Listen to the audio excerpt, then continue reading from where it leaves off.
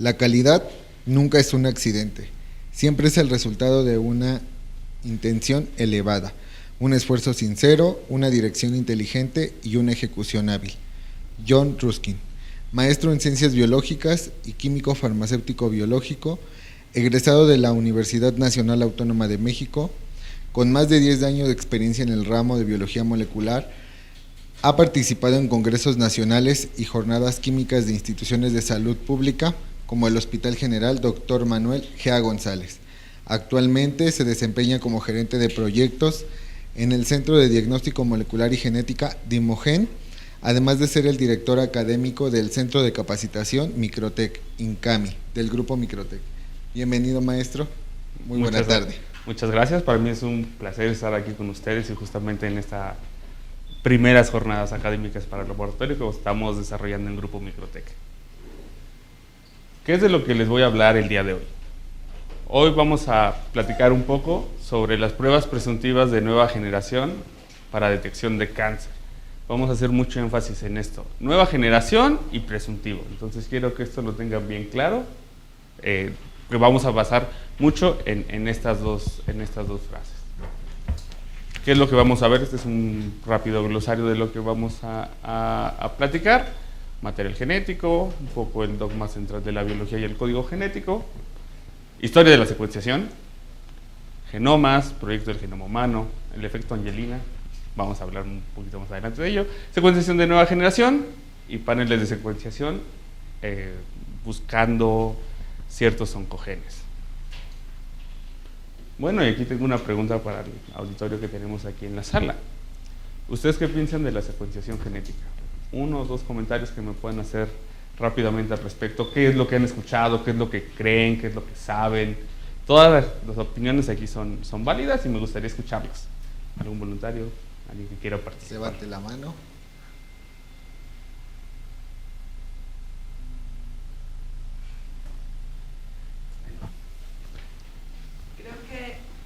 Creo que la secuenciación de material genético ha agarrado un nuevo rumbo, ¿no?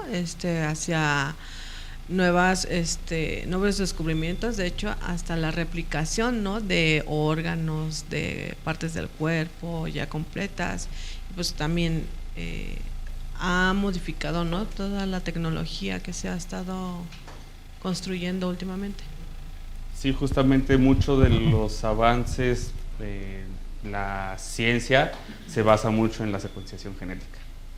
¿Alguien más? ¿Algún otro comentario?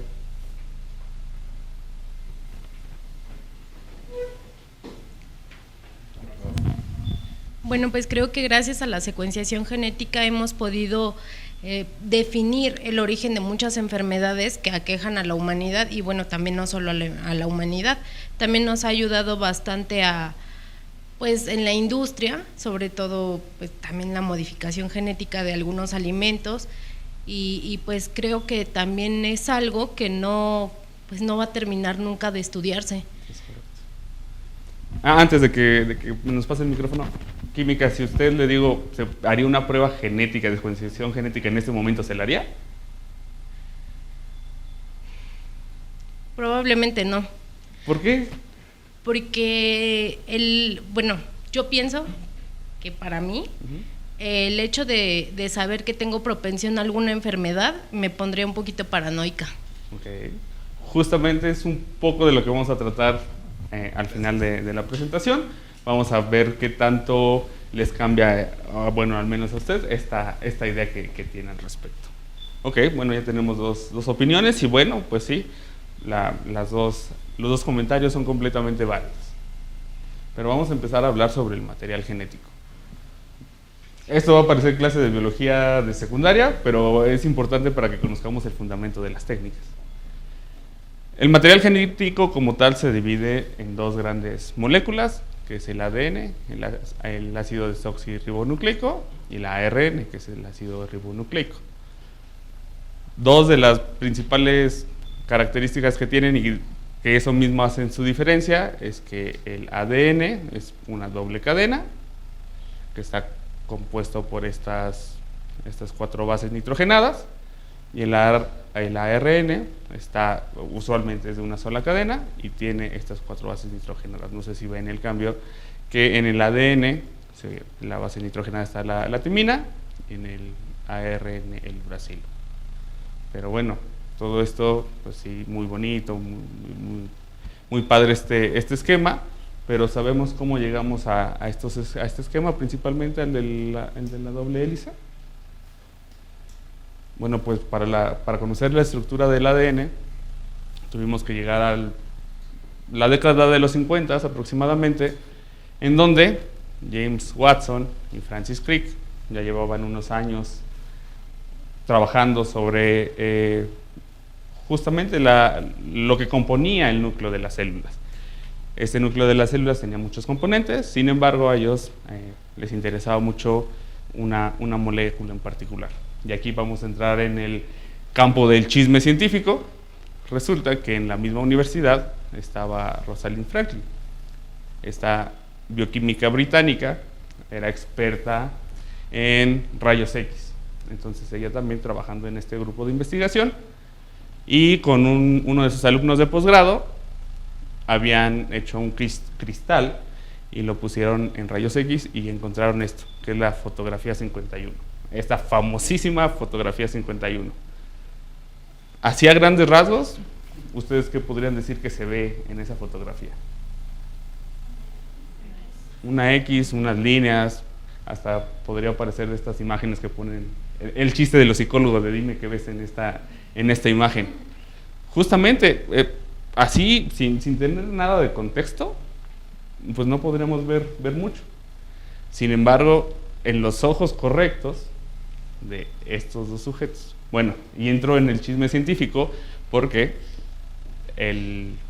la idea es que ella nunca compartió estos datos con ellos, sino que ella se la compartió como al jefe del departamento y que al final, un poquito medio chisme, le pasa los datos a ellos y ellos a partir de esta idea y de esta imagen dilucidan la estructura del ADN. En grandes rasgos, lo que podríamos ver aquí es que aquí estaría el cristal del ADN y son una doble cadena. Lo que vemos en medio serían la unión de las bases. Justamente como estamos viendo en difracción, pues podríamos estar viendo estas estructuras. El artículo, que como tal publican el doctor Watson y el doctor Crick, sale en la revista Nature en 1953. ¿Alguien ha leído un artículo últimamente? ¿Alguien que lo haya visto? ¿Un artículo científico? Ya no bajan de 12, 15 páginas y vean lo que era el artículo en esos momentos. Unas cuantas líneas casi. Bueno, pero aquí, justamente en este recuadro, aquí estaba publicada la fotografía que veíamos anteriormente. Todo esto, a partir de esto, es la base de la genómica que tenemos hoy en día. Este pequeño artículo, la imagen que veíamos al pasado, y desafortunadamente, pues estábamos hablando de los 50, no había tanta seguridad al momento de trabajar con rayos X, no había tanta seguridad, bioseguridad en los laboratorios de investigación, y para cuando se da el Nobel al doctor Watson y al doctor Crick, pues desafortunadamente la doctora Franklin ya había fallecido, y este también es medio truculento, pues no se dan Nobeles post-mortem. Entonces, pues ahí queda, pero mucha de la estructura del ADN se la debemos a la doctora Franklin. Bueno, ya conocemos cómo está la estructura del ADN. Ahora vamos a hablar sobre el dogma central de la biología. ¿Se acuerdan de sus clases de biología de la secundaria? ¿Cuál era el dogma central de la biología? ADN, ARN y proteínas. No había más, no había mucho, no íbamos a plantear mucho más allá. Vean los modelos que se tienen hoy en día. Ya hay unas interacciones sinceramente muy raras, hay unas que solamente se han encontrado in vitro, entonces estamos hablando ya de cuestiones mucho más profundas que pues yo diría, en mi opinión personal, que no hay tanta relevancia en eso, pero vamos a explicarlas una por una. Tenemos el ADN como molécula fundamental, en este caso ya vamos a empezar a hablar de la herencia, que se transcribe a ARN y a partir del ARN tenemos una traducción a proteínas. Este es el método clásico, el que todos los seres vivos, la mayoría de los seres vivos tenemos. ¿Qué pasa también? El ADN puede tener una replicación, justamente cuando hay una división celular, este ADN se replica para poder hacer dos hebras idénticas. Cuando tenemos ARN, justamente si vienen de la clase del curso de la mañana, la doctora Claudia hablaba sobre transcripción reversa. Eso justamente cuando empezamos a investigar que hay virus que solamente están compuestos de ARN, pues era algo ilógico de acuerdo al dogma de la biología. Pero se encontró que esta proteína, justamente la retrotranscriptasa, lo que hace es que pasa de ARN a ADN. Y aquí podemos empezar de nuevo el ciclo. Conocemos también que hay ribosimas, que son moléculas de ARN, que tienen actividad catalítica y hacen que el ARN se replique por sí mismo. Esto también es relativamente nuevo. Y a partir de aquí pues puede ya seguir al siguiente paso. Algo que sí, y era un poco lo que les comentaba en un inicio, del ADN se ha visto que hay algunas veces, bajo condiciones in vitro y bajo condiciones muy específicas, que los ribosomas pueden leer el ADN y llegar a proteínas en ausencia de ARN.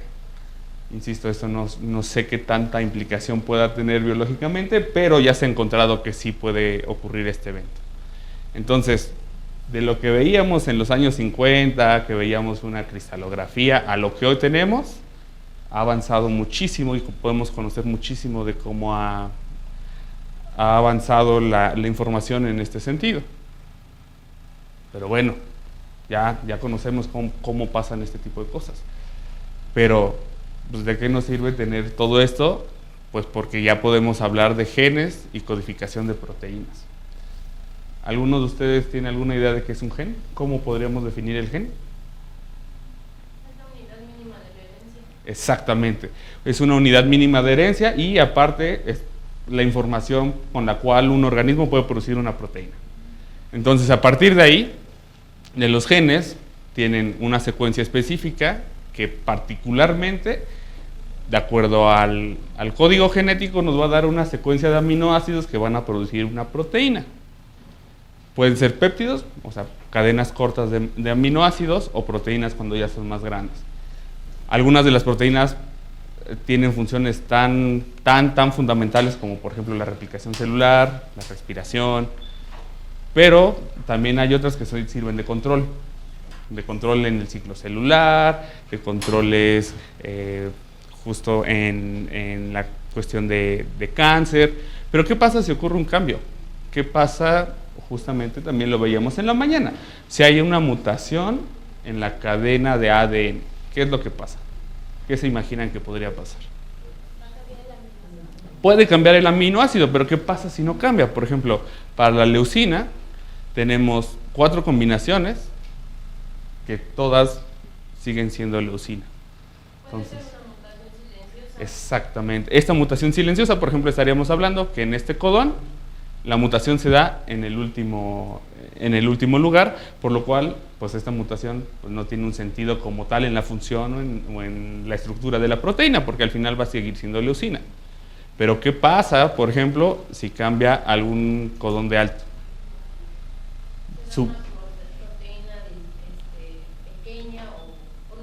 Exactamente, se puede cortar mucho el fragmento de la proteína que necesitamos. Por ejemplo, si era de 200 aminoácidos, pues ahora es de 50. Esa proteína queda completamente inservible y ya no va a tener la función a la que está destinada. Pero justamente es lo que estamos viendo. Las mutaciones pueden ser tanto silenciosas como perjudiciales en algunos casos.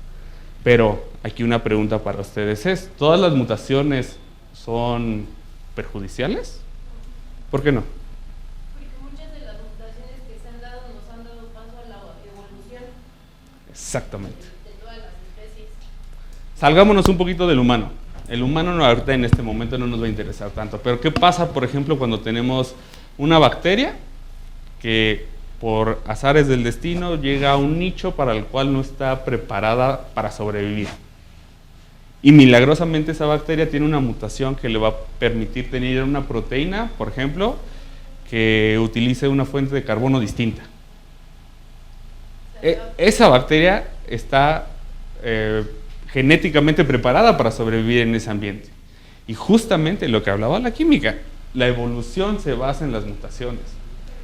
Mucho tenemos el contexto de que todas las mutaciones son malas, todo lo que tiene que ver con el material genético es malo, pero no es cierto, muchas dan muchas ventajas evolutivas. Y mientras más ventajas evolutivas como organismo, nos conviene porque nos adaptamos mejor al medio. Bueno, hablábamos también que los genes son parte de la herencia. Vamos a hablar como herencia de dos características. Las observables, que es el fenotipo, no sé si vean estos actores, supongo los conocen. ¿Se parecen o no se parecen? Muy poquito, ¿no? Justamente en las características fenotípicas podemos ver color de piel, color de los ojos, el pelo, algunas veces la altura. Pero ¿qué pasa con las características que no observamos? En este caso el genotipo del individuo.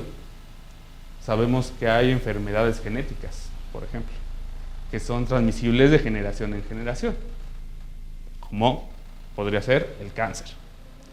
Justamente aquí es muy fácil observar cuando una característica es transmisible de herencia, pero ¿qué pasa cuando no? ¿Cómo sabríamos si tenemos o no una enfermedad genética? Vamos a hablar sobre este fragmento de la proteína P53. La P53 vamos a llamarla un poquito como el policía del ciclo celular. Es la que controla si la célula sigue el ciclo celular o se va a apoptosis. Aquí estoy tomando la secuencia de nucleótidos, es un fragmento de la secuencia, pero hace ratito hablábamos, ¿qué pasa si en alguno de estos codones que tenemos aquí ocurre un cambio, ocurre una mutación? ¿Qué se les imagina? Imaginemos, aquí le volamos un pedazo completo aquí.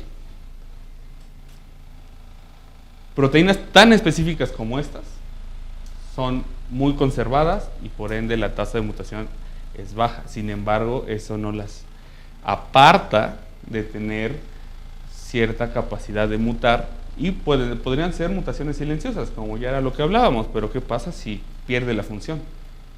De acuerdo al pequeño... a la pequeña explicación que les platicaba de la proteína, ¿qué pasa si esta proteína se muta y pierde la función? Dejaría de haber este control celular para la proliferación de las células. Si esa célula está dañada y esta proteína está dañada, esa mutación va a perdurar y puede causar enfermedades muy graves, en este caso, particularmente cáncer. Justamente lo que hablábamos. Todo esto está aquí. Si nos pusiéramos a hacer el conteo uno por uno, bueno, de 3 en 3, podríamos sacar la secuencia. Pero, ¿cómo llegamos a conocer esta secuencia? Esa es la parte importante de esto. Aquí estamos hablando que les estoy representando un poquito más de 2.400 bases, pero esta proteína es mucho más larga. Entonces, vamos a hablar ya un poquito más sobre la historia de la secuenciación. Conocemos gente muy brillante en la ciencia, pero este hombre creo que es uno también de los muy brillantes. Es el Dr. Frederick Sanger, bioquímico británico. El hombre ha ganado el Nobel, bueno, ganó el Nobel porque ya falleció en 2 ocasiones. La primera vez en 1958 por la estructura de la insulina. Trabajó muchos años con la proteína y encontró la secuencia de aminoácidos que la componía y la estructura que tenía. A partir de ese descubrimiento y de ese Nobel, sentó las bases de lo que hoy conocemos como la proteómica. Entonces, el análisis que hizo para esta proteína, que realmente es una proteína muy chiquita, sí, lo podemos considerar como que fue un avance muy grande a través de una proteína muy pequeña. Y en 1980, por igual las bases de la técnica de la secuenciación genética.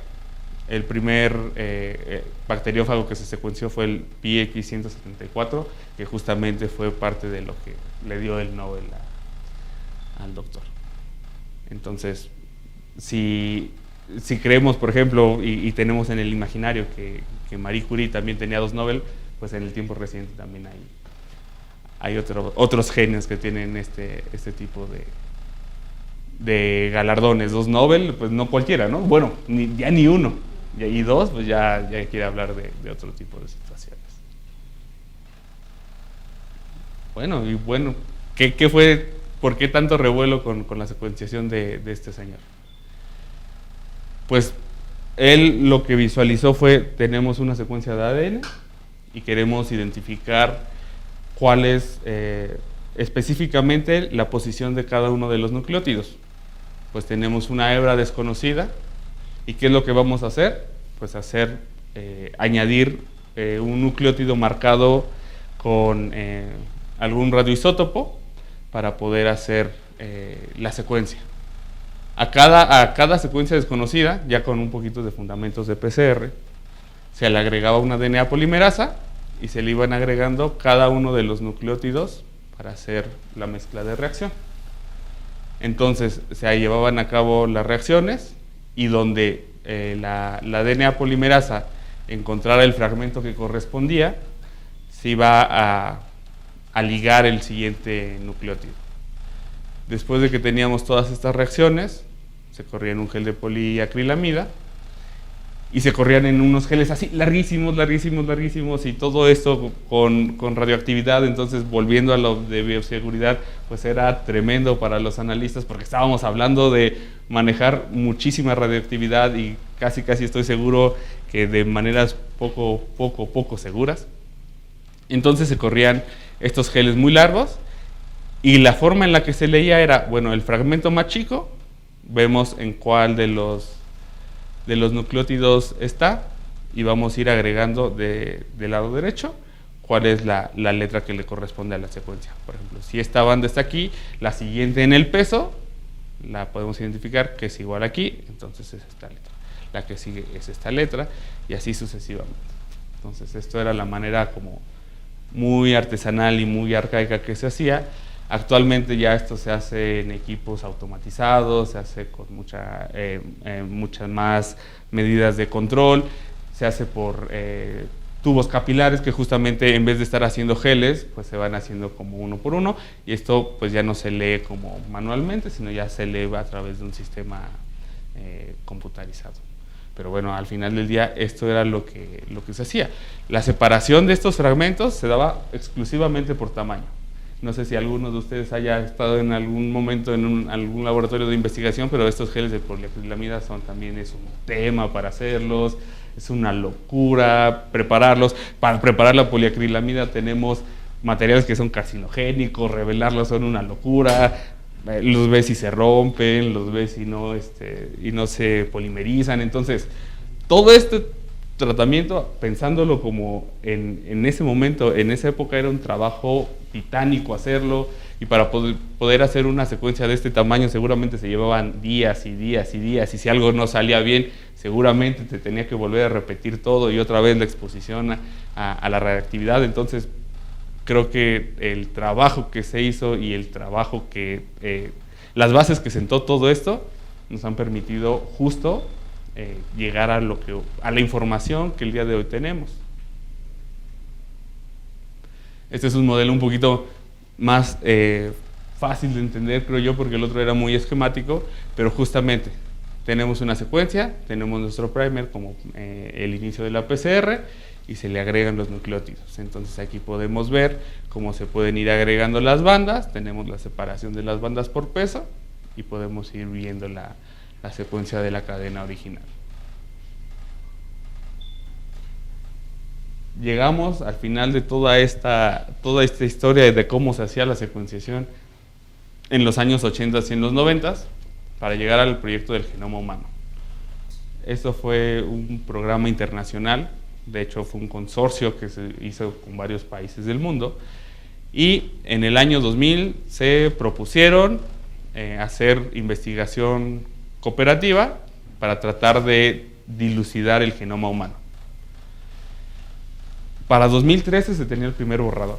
Entonces fueron 3 años en los que muchos investigadores trabajaban arduamente para conocer el genoma humano, pero ahí pues era un borrador muy vago, había mucha información que no se conocía, entonces pues la información no era tan confiable. En el año 2022, justamente en Science, salió esta portada en donde finalmente decían que todos los fragmentos que no se sabía de qué ocurrían con estas partes del genoma ya estaban más investigadas y cada vez estamos más cerca de conocer la secuencia así puntual del genoma humano. Cabe aclarar que no todo el genoma tiene genes codificantes y no todos los genes tienen alguna función en específico. Hay genes que no son codificantes pero que son de regulación, hay otros que son de empaquetamiento, muchas son de control. Entonces estamos cada vez más cerca de conocer exactamente como humanos qué es lo que nos compone y cómo estamos constituidos. Al principio se tenían un reporte de cerca de más de 35,000 genes más o menos, y después de las últimas revisiones tenemos que el número más cercano son 25,000 genes.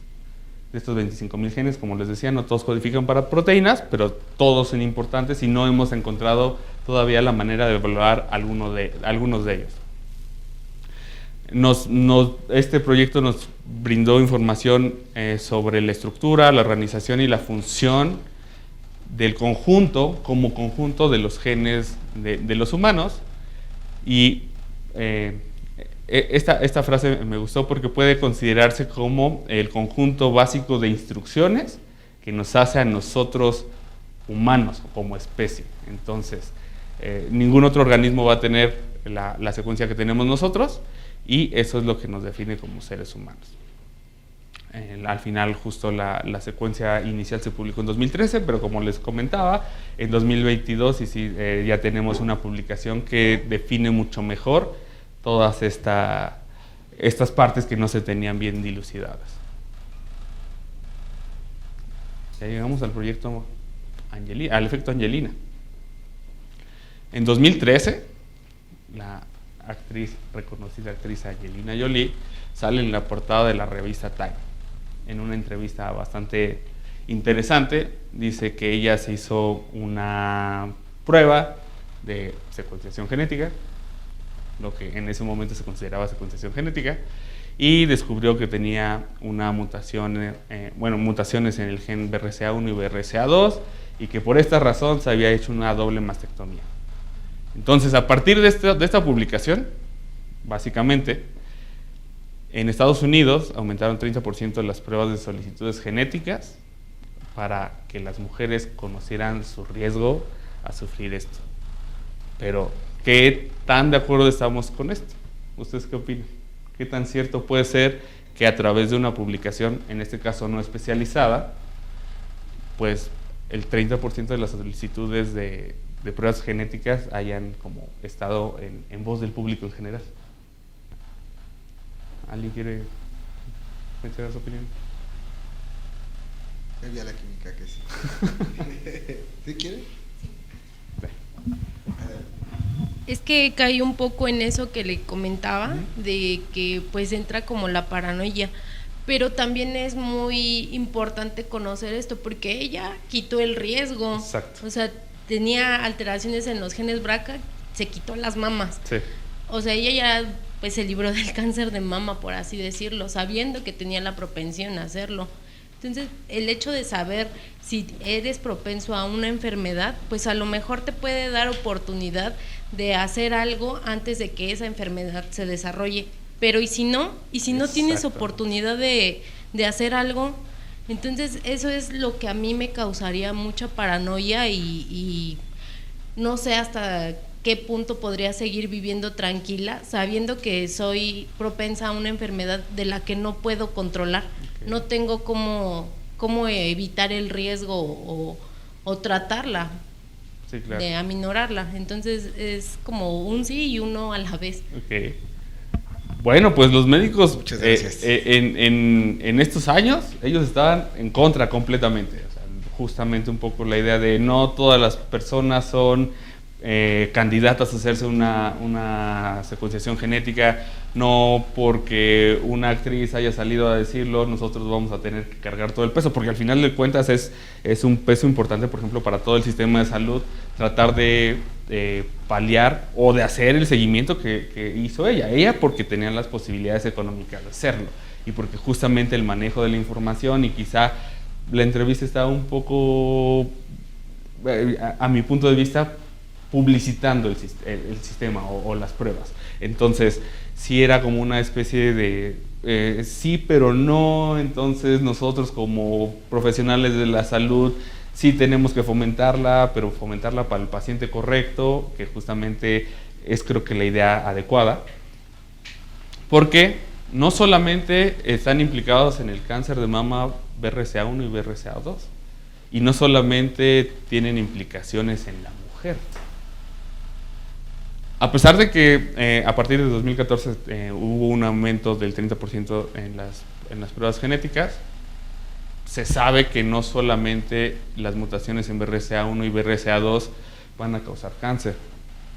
El cáncer, en este caso en cáncer de mama, hasta 12% de las pacientes con cáncer de mama tenían el BRCA normal. Entonces, tampoco es una sentencia de muerte saber que tenemos esas mutaciones. Digo, si es alta la posibilidad de padecerlo si tenemos mutación en BRCA1 del 50 al 65%. Aquí estamos hablando básicamente de un volado. Tengo el gen, tengo la mutación, entonces 55-65%. Pero ¿qué pasa cuando tenemos solamente en BRCA2? 45%. Baja quizá un poquito, pero baja. Pero aquí el tema importante es esto. En BRCA normal también hay pacientes. Entonces, quizá lo vemos mucho en cáncer de mama, pero BRCA también tiene implicaciones en el cáncer cervicouterino, tiene implicación en el cáncer de próstata, por ejemplo. Y es algo que está reportado, pero que no le hacemos tanta difusión, quizá. ¿Y por qué? Porque justamente la publicidad de toda esta maquinaria de las pruebas genéticas quizás se estaba mal enfocando, y por eso mencionaba hace un momento que quizá las pruebas genéticas no sean de manera en general, no sean para toda la población, pero sí para pacientes muy en específico.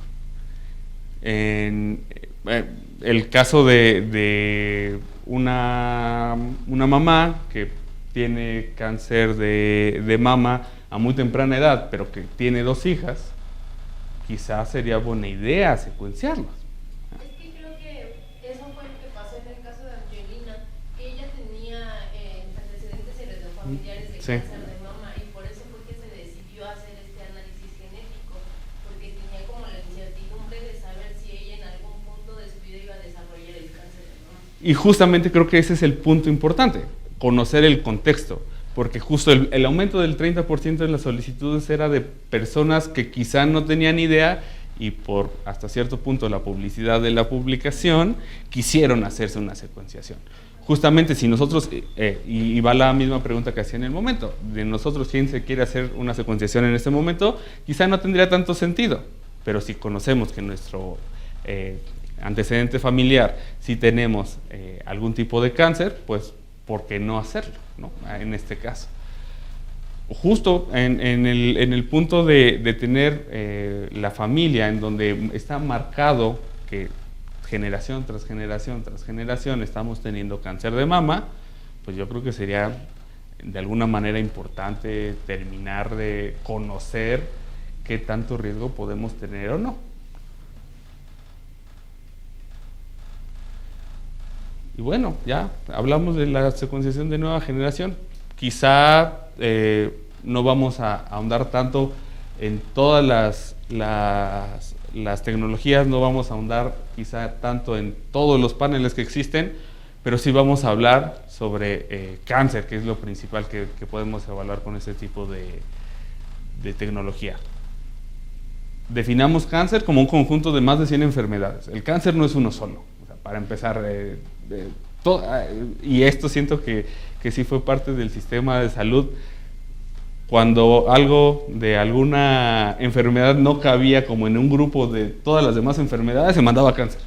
Entonces, por ejemplo, podemos considerar en el grupo del cáncer un tumor sólido, por ejemplo, y podemos tener una leucemia, que no se parecen en nada, son completamente distintas, pero siguen siendo cáncer. ¿Por qué? Porque se englobaron en la misma bolsa. Entonces ya conocemos que el cáncer no es una sola cosa, son muchas cosas, también son multifactoriales, y por multifactoriales me refiero a que no solamente está implicada la genética del paciente, no solamente está implicado el ambiente, no solamente está implicado alguna exposición que tuviera, sino tiene que ver un poco de todo. Hablábamos de las mutaciones. Nosotros aquí por respirar estamos mutando, de alguna manera. Somos organismos que quizás sí manejamos bastante bien las especies reactivas de oxígeno, pero no necesariamente las manejamos tan bien. Justamente el envejecimiento y muchas de estas situaciones están basadas en este tratamiento, y las mutaciones son una de las cosas que pueden producir, por ejemplo, vivir en un ambiente rodeado de oxígeno. Un solo individuo puede tener miles de mutaciones de un solo nucleótido en su genoma. Digo, sí, muy bonito todo, pero pues, ¿de qué nos sirve saber eso?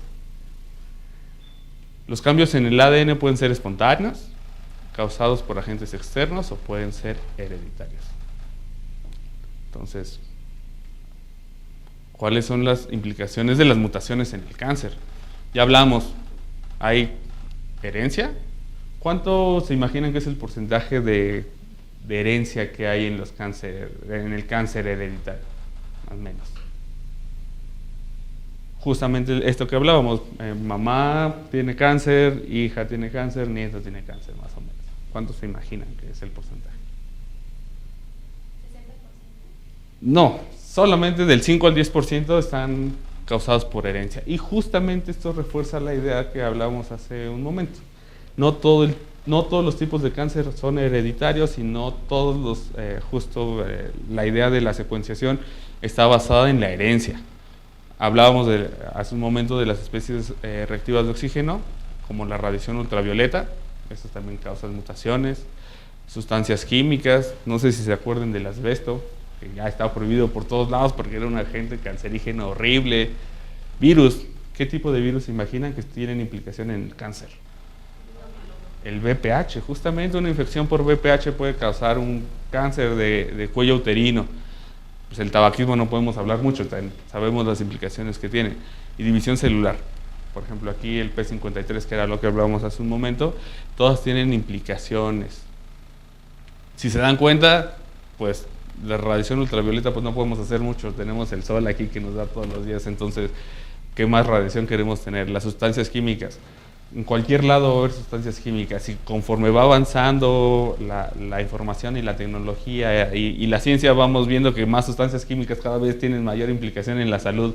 Entonces, no nos vamos a escapar de todas estas mutaciones, entonces yo creo que es mejor vivir con ellas, conocerlas, y para saber cómo vamos a actuar en ello. En el caso de los virus, pues también conviven con nosotros, no podemos hacer mucho. El tabaquismo pues ya es otra situación, y la división celular pues ya es un proceso biológico completamente distinto. Hablábamos del cáncer hereditario. Aquí tenemos dos árboles genealógicos. Estas son imágenes del libro, no están planteadas en ninguna familia en particular, pero por ejemplo el que tenemos aquí a la derecha habla de los genes BRCA. Justamente en los cuadritos morados es cáncer de ovario, los cuadritos rosas cáncer de mama, y los cuadritos azules en cáncer de próstata. Si podemos ver, aquí tenemos que en la segunda generación de esta familia tenemos un cáncer de ovario, que en su progenie tenemos un cáncer de próstata. Entonces no necesariamente todos los cánceres vienen en una sola línea o en un solo género. También podemos ver que de la mamá, pues quizá la mutación pasó a uno de los hijos, que después este hijo tiene familia que esta familia tiene 2 casos de cáncer de mama. Entonces podemos ver que hay representación del cáncer en todas las generaciones. Después de esto, volvemos a tener otro caso de cáncer de próstata. ¿Ustedes creen que para esta familia sería interesante secuenciarse?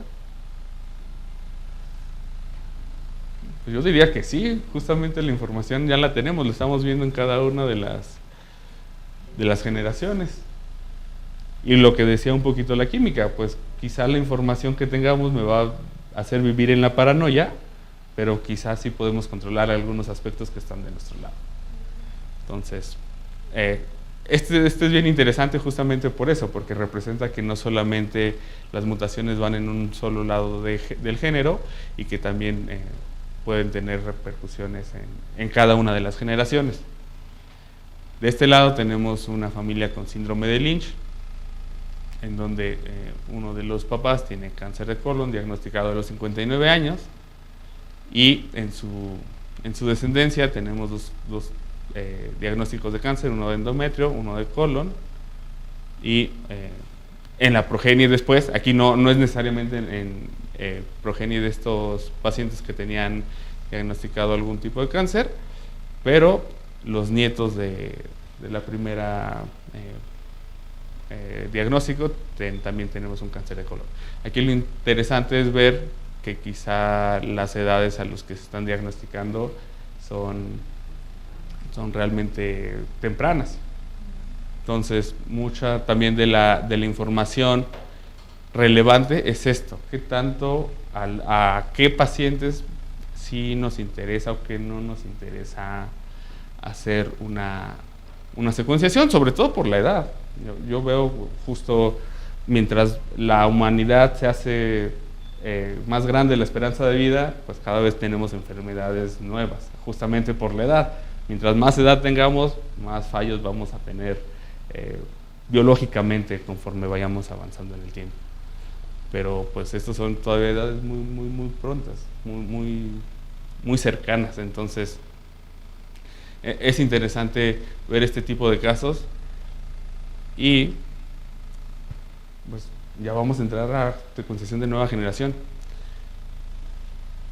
Vamos a hacer una pausa antes de empezar la explicación a la técnica y pues en unos momentos volvemos.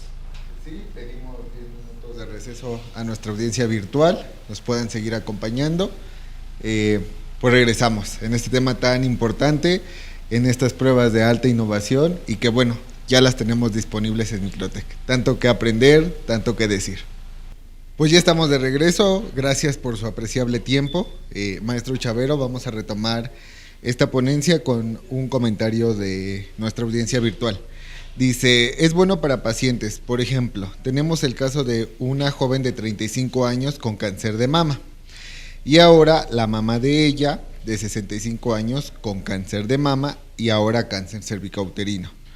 ¿Sería bueno hacerlo a las nietas aún pequeñas y sería bueno a una determinada edad?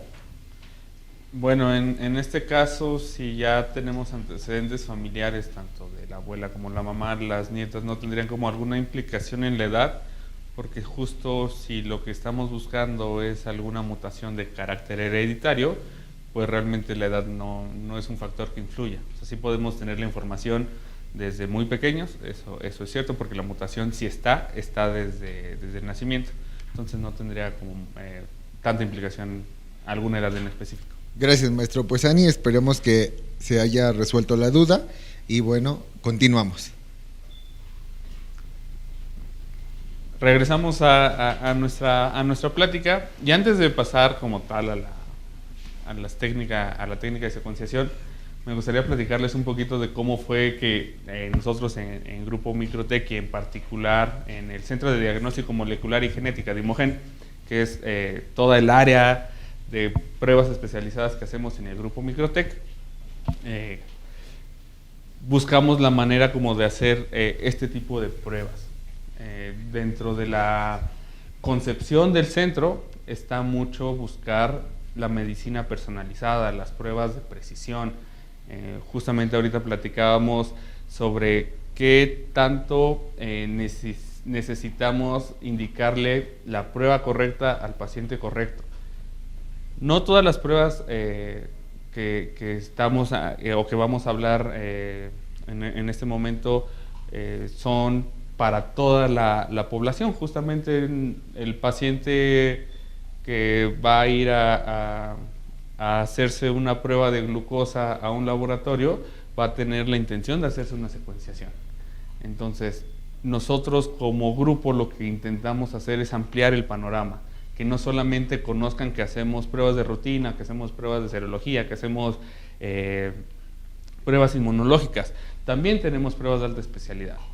Muchas de las pruebas que tenemos están basadas en PCR y no solamente en PCR en tiempo real, secuenciación, citometría de flujo. Entonces lo que queremos hacer es también ofrecerles a ustedes, cada vez que capten un paciente de este tipo, poder ofrecerles el catálogo completo y acercarles pruebas que justamente hasta hace 24 años parecían inalcanzables.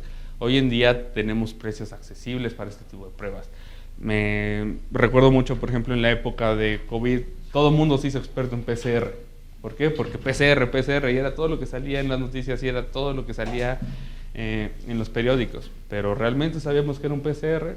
Al día de hoy ya podemos saber un poquito más sobre este tipo de pruebas que detectan no solamente hacia lo infeccioso, también podemos conocer mutaciones y un montón de cosas. Justamente parte de la idea es mostrarles todo lo nuevo que hacemos y la tecnología con la que lo hacemos. Entonces, en el fundamento del Centro de Diagnóstico Molecular y Genética, pues está esto, acercarles también la tecnología de punta para que ustedes como usuarios también puedan tener este tipo de pruebas.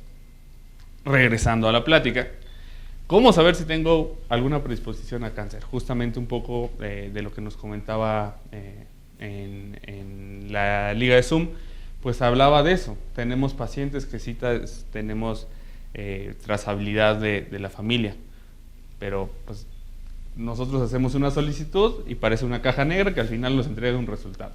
Ahorita vamos a ver un poquito qué es lo que se hace al menos en la tecnología que utilizamos, que es la tecnología de Illumina, para el procesamiento de estas muestras. ¿Qué es lo que necesitamos? Primero, una muestra. Con una muestra de sangre es más que suficiente. Justamente las mutaciones que vamos a encontrar puede estar en cualquier tipo de célula que tengamos en el cuerpo. Sin embargo, pues la recomendación es una muestra de sangre.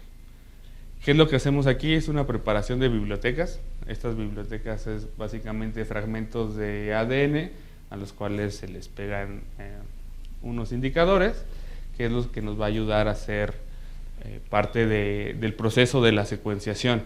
Como tal, esto es un proceso de una extracción del material genético que hay en las células, después algunos procesos de PCR en los cuales se agregan fragmentos, unos lavados, unas purificaciones y está listo para hacer una secuenciación. ¿Ustedes cuántos imaginan que se lleva una secuenciación dentro del equipo? No hablemos de todo lo previo, sino una secuenciación en el equipo. Sí, considerando que, por ejemplo, el proyecto del genoma humano se tardó 3 años, más o menos, con la tecnología de ese entonces. Exactamente. Al día de hoy podemos tener secuenciaciones tan largas como 48 horas aproximadamente, a algunas muy rápidas de 10, 12 horas. Justamente el protocolo que nosotros utilizamos está alrededor de las 18, 19 horas. Entonces, 19 horas para tener la secuenciación de 113 genes, pues me parece que es bastante rápido. Justamente, si pensamos y retomamos un poquito la conversación que teníamos hace unos minutos, ¿cuánto tiempo se tardaban en hacer un gel de poliacrilamida? Simplemente hacer un gel. ¿Cuánto tiempo se llevaba? Hoy en día tenemos resultados en aproximadamente, si hacemos la secuencia completa desde la toma de la muestra hasta el análisis de datos, estaríamos alrededor de, cuando mucho, 2 semanas en tiempo proceso. Entonces, y así en un periodo súper largo y muy dedicado. Después de la secuenciación tenemos un análisis de datos. Este análisis de datos es sumamente importante porque pues del equipo vamos a obtener una secuencia de nucleótidos. Pero la secuencia de nucleótidos, ¿qué nos dice? ¿Qué es lo que nos quiere decir nuestra secuencia de nucleótidos? porque ya les enseñé el fragmento de P53, son muchas letritas y eso es lo que se ve en el secuenciador. Entonces hay que hacer un análisis para poder saber qué es lo que nos está diciendo. Bueno, pues nosotros en Dimogen tenemos una prueba de... es un panel de secuenciación de 113 oncogenes relacionados con cáncer hereditario. Esta es la lista completa de todos los genes que tenemos. Algunos son más famosos que otros. Justamente parte de la idea es cubrir como los más comunes hasta cierto punto. Aquí tenemos BRCA1, tenemos BRCA2, algunos CDH1, acá está P53, por ejemplo. Toda esta lista podríamos ahondar en ella y meternos en ella, pero nos llevaría muchísimo tiempo hablar sobre las implicaciones que tienen cada uno de ellos, pero esta es la lista completa de los que tenemos. Entonces, vamos a hablar solamente de algunos. Por ejemplo, esto está tomado de la información del panel que utilizamos, y hablamos que en este gen, PALB2, tenemos un solapamiento. ¿Cuál es el tipo de variante? Un cambio en el número de copias. Y esto hace que tengamos, lo que se busca es la pérdida de los exones del 7 al 13. Entonces aquí estamos teniendo una consecuencia con un solapamiento. En estos genes, por ejemplo, podemos ver que tenemos un alelo de referencia y la variante, ¿qué es lo que nos está pasando? Aquí pasa solamente de una base nitrogenada a tener muchas más. Esto es una inserción y aquí es una inserción en el marco de lectura, que era lo que hablábamos hace ratito. ¿Qué es lo que está pasando con esta mutación? Está metiendo muchísimo más información a donde no tendría que haber. Eso hace que se cambie completamente la proteína. Cuando tenemos una variación, aquí es una variación de un solo nucleótido, y aquí lo que obtenemos es que se pare la proteína, o sea que hay un cordón de paro, por lo tanto pues ya igual la proteína pierde alguna de las funciones. Aquí tenemos a nuestros amigos BRCA, tenemos el alelo de referencia es este, es que solo apuntara, y estamos perdiendo por ejemplo la G aquí, tenemos una C, hay una de lesión, y hay una variante por desplazamiento del marco de lectura. Justamente esto nos mueve completamente lo que estamos leyendo y lo que vamos a transcribir. O por ejemplo en BRCA1, pasamos de esta T a esta C, igual es una variación de un solo nucleótido, y este es un cambio de sentido. Entonces podemos observar que dentro de las mutaciones hay muchos tipos de mutaciones que tienen diferente consecuencia y que de acuerdo a la localización del gen o de la proteína es donde vamos a tener alguna consecuencia. ¿Cuáles son los oncogenes de interés? Hablábamos, por ejemplo, que con el tema de Angelina Jolie, pues ella decía BRCA1 y BRCA2, cáncer de mama. Pero, por ejemplo, para el cáncer de mama no solamente están implicados estos dos genes. Aquí podemos ver la lista de los que están implicados, por ejemplo. Aquí estamos hablando solamente de los 113 que estamos evaluando, pero no solamente es uno, no solamente son dos. O sea, hay muchos más genes que están recomendados para que se haga el análisis en caso de herencia de este tipo de cáncer. En el cáncer de colon, pues aquí tenemos muchísimo más genes. O sea, es una lista muy compleja. Y hablábamos, no solamente estamos hablando de que un solo gen va a causar una sola mutación y va a causar un solo tipo de enfermedad. Aquí estamos hablando que no solamente va a estar mutado uno. Si el cáncer estamos hablando que viene hereditario, lo más probable es que tengamos 2 o 3 o 4 o 5 mutaciones en genes distintos, lo cual nos va a llevar a tener este tipo de enfermedad. En el cáncer de ovario, vean, aquí aparece también BRCA1 y BRCA2. O sea, no... Va a sonar muy repetitivo, pero justamente esto ejemplifica lo que es un solo gen, no tiene una sola consecuencia. De hecho, aquí también podemos ver este que se repite acá. Entonces, tienen muchas implicaciones en diferentes tipos, para cáncer gástrico y para otros tipos de cáncer. ¿Han notado un gen que se repite varias veces en todos los tipos de cáncer? Exactamente, justamente por eso me gusta hablar de P53 en este caso. Ya les adelantaba un poquito, ese es uno de los reguladores del ciclo celular. Pero también si ese muta, cáncer, casi es una información que podemos obtener en este tipo de análisis. Entonces, P53, ¿por qué es importante y por qué me gusta hablar de él? Pues porque está implicado en un montón de cosas y de controles celulares, en infecciones virales, en el estrés ribosomal, en la erosión de los telómeros, en alguna disminución de los nutrientes en el medio, hipoxia, estrés oxidativo, el daño por luz ultravioleta, el rompimiento de las cadenas de DNA. También aquí hay disminución de los NTPs, estrés replicativo y estrés mitótico. Todo esto controla esto justamente porque parte de su función es controlar el ciclo celular. Pero P53 también tiene implicación en apoptosis, reparación del DNA, senescencia. El STEPNES lo podríamos definir como esta parte como de diferenciación celular, el metabolismo, como la detención del crecimiento, autofagia, la metástasis y como los microambientes. Entonces, si se podrán dar cuenta, esta es una proteína fundamental como para todo este tipo de controles celulares y que está implicado en un montón de procesos que justamente están relacionados con el ciclo celular. Bueno, resulta que alguien se quiere hacer su análisis y aquí está el resultado. Ya tengo mi análisis de mi secuenciación. Bueno, ¿y ahora qué pasa?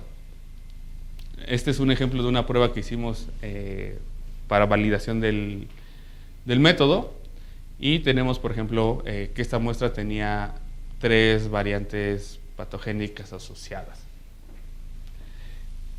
Este tipo de reporte lo que nos indica es cuál es el gen en el que se está encontrando el problema. En este caso se identifica aquí cuál es el punto, es una delesión en esta región, justamente qué es lo que se está cambiando y cuál es la condición asociada. En este caso, la mutación, particularmente esta en este gen, puede estar relacionada con el síndrome de Lynch, deficiencia en la reparación de los errores del emparejamiento y cáncer de endometrio. Esta proteína tiene implicaciones en estas condiciones. En PMS2, aquí también tenemos otra delesión. Y si se dan cuenta, también está asociada el síndrome de Lynch y la deficiencia de reparación de errores del emparejamiento.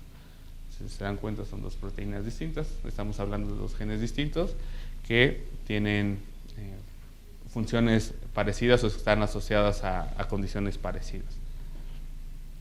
En este caso, el gen FLCN tiene igual una delesión. Esta es una condición asociada a este síndrome que particularmente los 3 síndromes que están mencionados aquí son de cáncer de intestino, por ejemplo, o estos síndromes están relacionados a la parte del intestino. En este caso, como era una muestra que en teoría no sabíamos si tenía algún tipo de herencia, en el resultado sale como heredado por, en este caso es desconocido, y la cigosidad. Aquí tenemos que son heterocigotos las mutaciones. Bueno, esa es como un poquito más de información genética. O sea, sí sabemos qué es la mutación y que tiene una condición asociada. Pero, ¿cuál es la interpretación que a nosotros como pacientes en este caso nos importaría? Bueno, la variante causal.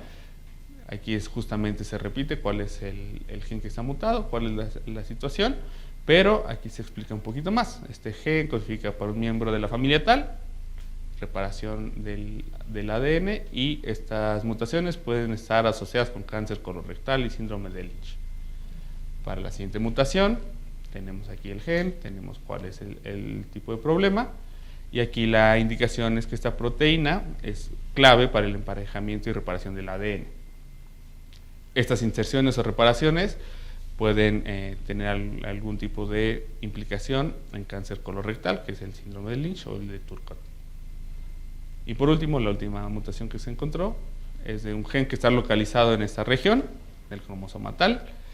Las recomendaciones de este gen están asociadas para este síndrome, por lo tanto, está asociado en tumores renales, quistes pulmonares y neumotórax. Entonces, esta sería como una explicación un poco más a fondo de lo que estamos hablando, y esto es un poco la forma en la que se reportan estos resultados. Bueno, pues entramos a la medicina personalizada y un poco de lo que hablábamos cuando regresábamos de la sesión. ¿Cuál es la idea de que nosotros podamos ofrecer este tipo de pruebas? La secuenciación genética no solamente está enfocada para la detección, para el seguimiento de algunos tipos de mutaciones, de cáncer, de problemas. Ahorita hablábamos con la química sobre implicaciones en la fertilidad, en el embarazo, conocer qué tan viable o qué tan inviable puede ser el producto. Podemos conocer, ya conocemos hoy sin tanto riesgo, por ejemplo, para la madre, hacer secuenciación de DNA circulante del feto en sangre materna. La tecnología ha avanzado tanto que ya podemos hacer cosas que no sabíamos que podíamos hacer. Justamente esto del ADN circulante es un cambio de paradigma completo en la cuestión del control natal, por ejemplo. Ya podemos conocer trisomías, podemos conocer enfermedades. Bueno, lo del sexo ya viene implícito, ¿no? Porque justamente parte de la secuenciación nos dice el número de cromosomas o cuáles son los cromosomas. Entonces, la importancia, por ejemplo, de la farmacogenética. Hablábamos, pues conocemos que el cáncer es del 5 al 10% hereditario, pero también podemos conocer la farmacogenética. No es lo mismo que un paciente que tenga cáncer se le haga una prueba de farmacogenética y la información que te da este tipo de pruebas te diga, este paciente es más factible que tenga buena sobrevida si utiliza este tratamiento sobre este tratamiento. Hoy en día los tratamientos de cáncer siguen siendo 100% empíricos. Bueno, quizá no 100%, porque ya se está trabajando este tipo de pruebas, pero sí son muy empíricos, muy de lo que a la mayoría le funciona. Pero volvemos a lo mismo, estamos hablando ya de medicina personalizada. La prueba correcta para el paciente correcto. Entonces, si podemos saber, y no nos vayamos tan lejos a un caso de cáncer, un caso de tratamientos antimicrobianos, por ejemplo. En este caso, quizá vamos a cambiar radicalmente de tema, pero si nosotros conocemos que una bacteria tiene resistencia a ciertos antibióticos, el tratamiento no debería ser con esos antibióticos. O sea, sí conocemos que, por ejemplo, en un antibiograma podríamos ver la resistencia en el fenotipo, pero no sabemos si también la estamos teniendo en el genotipo, que era un poquito lo que hablábamos. Si conocemos todo este tipo de informaciones, el tratamiento va a ser mucho más adecuado, el manejo del paciente va a ser más corto, los tratamientos van a ser, en el mejor de los casos, más barato. Y en casos muy, muy particulares, por ejemplo, con una infección bacteriana o viral. Pero en el caso de cáncer, sabemos cuánto cuesta un tratamiento de cáncer. Entonces, nos podemos ahorrar muchísimo tiempo y muchísimo dinero si tenemos la indicación correcta del tratamiento correcto.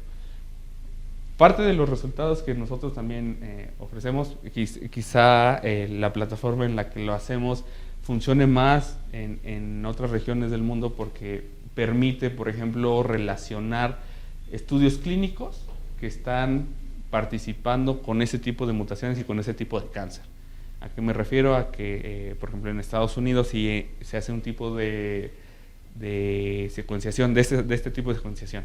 Se analiza, el mismo sistema indica en la universidad de tal lugar, hay un estudio clínico que ya está en fase 3, que está tratando con estas mutaciones. Entonces, posiblemente podrías acercarte a ellos si tienes algún tipo de problema.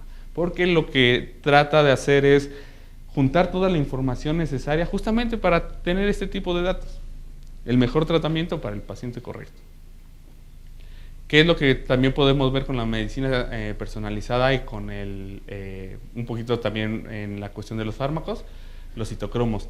En los citocromos es donde se metabolizan la mayoría de los medicamentos y justamente hay pacientes que tienen un tipo de citocromo particular que hace que se metabolice o más rápido o más lento el medicamento. Entonces, pensándolo muy vagamente, algún medicamento para la hipertensión, si sabemos que el paciente tiene un citocromo que metaboliza más rápido ese medicamento, pues la hipertensión del paciente nunca va a estar tratada, porque justamente su organismo hace que se metabolice más rápido el medicamento. Entonces esto también nos ayuda porque los tratamientos tendrían que ser personalizados y de acuerdo a las condiciones del paciente. Regresamos un poquito al cáncer de mama.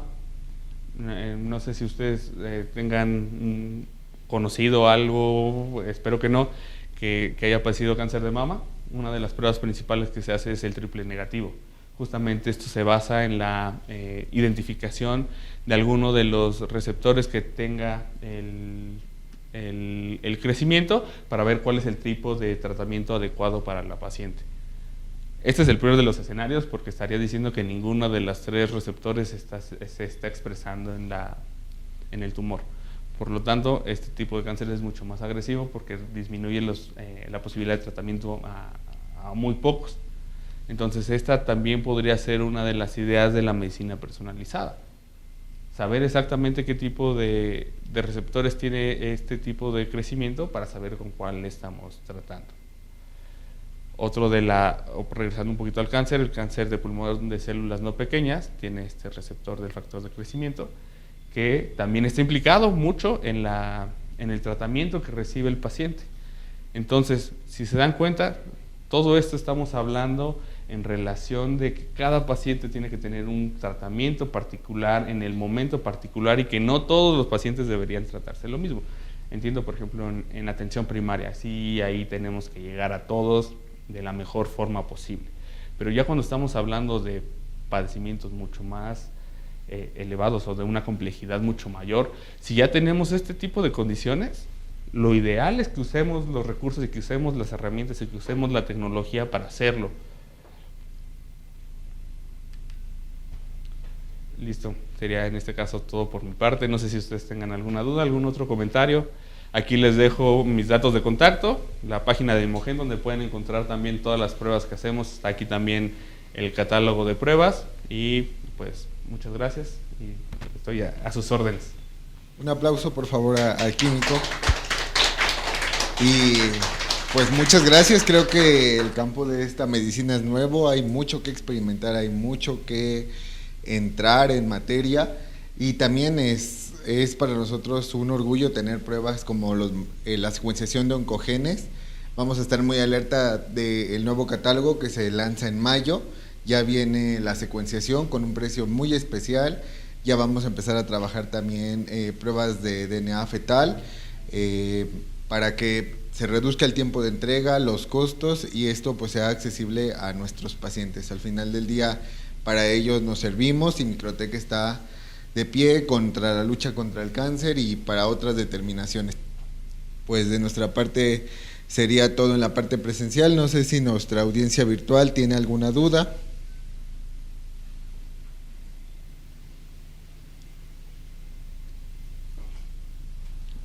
Aquí sí hay una duda. Química, por favor.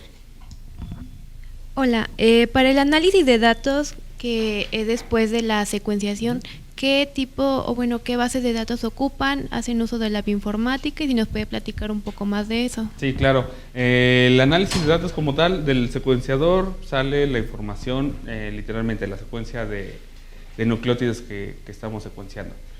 En el caso de nosotros lo que hacemos es que esa secuencia se suba a una base de datos que está relacionada con las principales bases de datos de secuenciación a nivel mundial. Están trabajando bajo las recomendaciones de la Asociación Americana de Cáncer.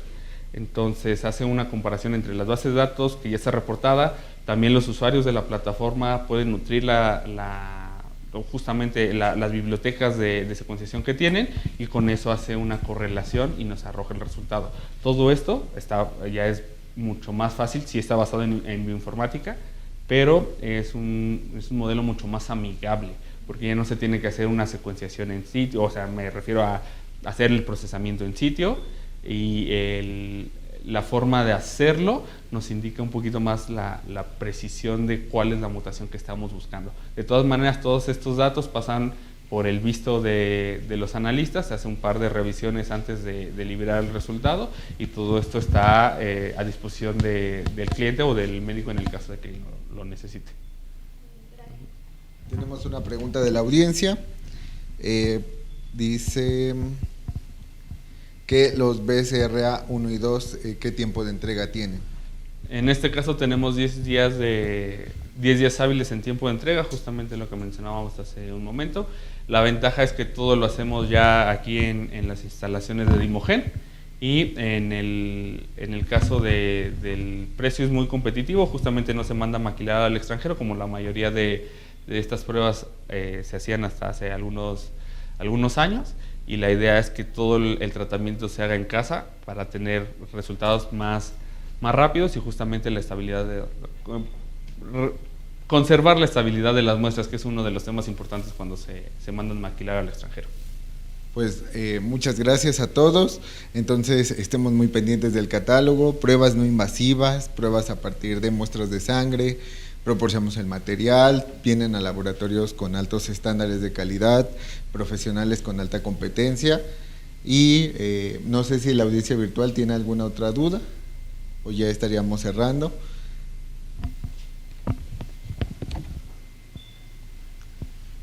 Si hay algún panel de varios oncogenes. Sí, justamente el que ahorita estaba platicando es el panel de 113 oncogenes relacionados con cáncer hereditario. Y nos da toda la información que mencionaba hace unos minutos. ¿Y los vamos a tener en promoción? Los vamos a tener en promoción seguramente. Tenemos otra pregunta de la audiencia. Un momento, por favor. Química, por favor. ¿Solamente tienen panel para oncogenes o también para algunas otras mutaciones? Actualmente tenemos solamente el de oncogenes, pero estamos igual en pláticas para ver cómo extendemos el catálogo en este tipo de pruebas. De hecho, estamos por incorporar de lesión y duplicación para fetal. Entonces ese ya también estaría disponible a partir de mayo, y tendríamos la oportunidad de conocer hasta 200 malformaciones.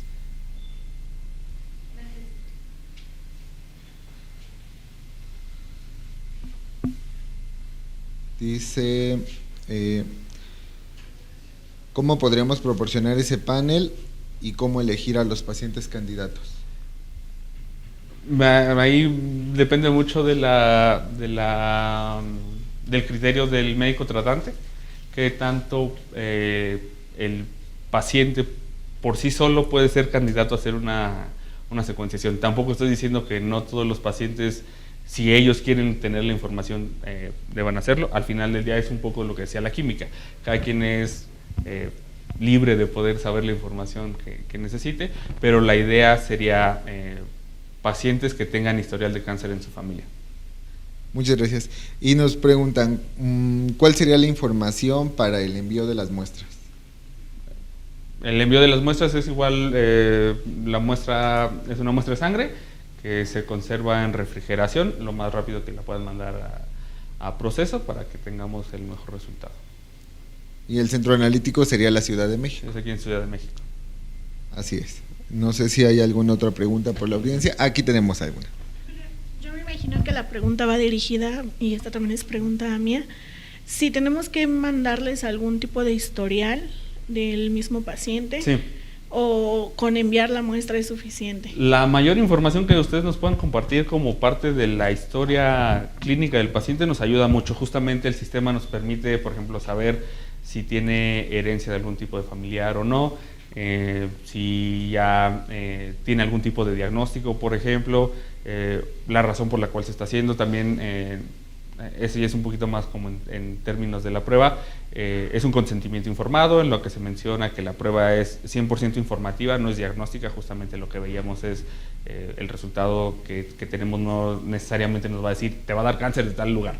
Entonces la idea es que también toda la información está disponible en el momento en el que quisieran también, por ejemplo, revisar cómo se lleva a cabo la prueba. Estamos disponibles para recibirlos en el caso de que lo requieran. Nos preguntan cuáles serían las características del envío de las muestras y en caso de que sea un tubo dorado, si se centrifugan estas. No, es sangre total. La cantidad necesitamos al menos 3 mililitros justamente para tratar de conservar la muestra y que tengamos volumen suficiente en el caso de que necesitáramos hacer algún tipo de reproceso. Así es. En el caso de DNA fetal se solicitaría el kit en el control de envíos del laboratorio, se les envía todo el material. Adecuado. Y nos preguntan cuántas generaciones de historial genealógico. Lo más que se pueda, justo sabemos que también muchas veces no es tan fácil como tener esta información tan a la mano, pero toda información que podemos tener nos ayuda a nosotros también a hacer un mejor análisis. Y nos preguntan si mandarás un formato o algunas preguntas en el historial clínico necesario y el consentimiento informado. Sí, todo eso se comparte cuando se hace la solicitud de la prueba. Perfecto. ¿Alguna otra pregunta? ¿No? Nuestra audiencia virtual. En el reporte se reporta positivo, negativo o cuantificado. No, ninguna de las dos. Lo que estamos reportando es la presencia de una mutación. Eso no te va a decir si es positivo o negativo ni cuánto de esa mutación tienes. Solamente dice hay tal mutación que está asociada con tal condición. Como tal, vuelvo a lo mismo, no es una prueba diagnóstica, es más informativa. Te comentan, si es sangre total, ¿te refieres a tubo rojo o con EDTA? Con EDTA. Ok, sería EDTA. Creo que ya no tenemos más preguntas en la audiencia virtual. Pues nos vemos el día de mañana, 10 de la mañana, tema de los hemocultivos. Entonces será una gran plática. No olviden de que toda la información que hemos estado compartiendo va a estar disponible a partir de la siguiente semana. Microtech-Medio Lab, para que nos sigan, Facebook, Twitter, Instagram, TikTok. Y bueno, pues estamos actualizando. Que tengan muy buena tarde. Nos vemos el día de mañana. Un aplauso al químico, por favor.